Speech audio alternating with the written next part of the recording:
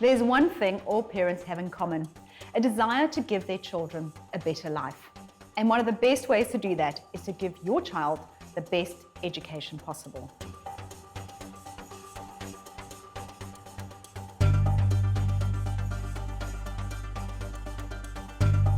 To provide some context, the cost of a university degree such as a BCom or BSc is around 52,000 Rand a year.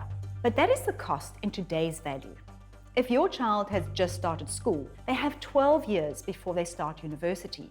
Assuming education costs increase by around 6% a year, by the time they start university, it will cost 103,000 Rand per year, which means that a 4-year degree will cost 454,000 Rand. If you had to break that down into monthly payments, you would be paying nearly 9,500 a month.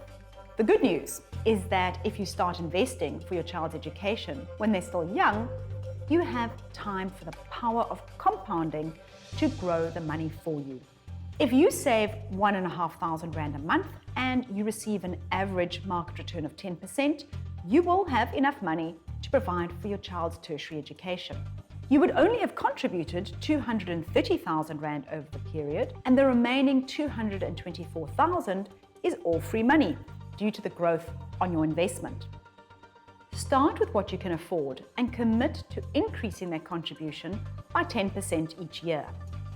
If you start with 900 Rand a month and you keep increasing your contributions by 10%, you'll still reach your target.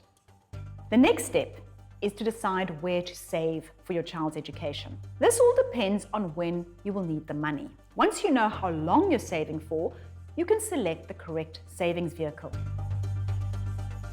If you're saving just to pay for next year's school fees, invest in a product that will protect your capital.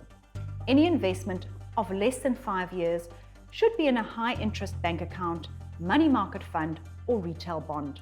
While the interest earned would only be around 4 or 5% a year, your capital is not at risk in the short term.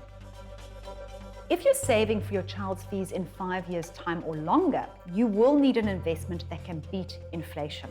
This would need to include exposure to the stock market through an investment like a unit trust or an exchange-traded fund.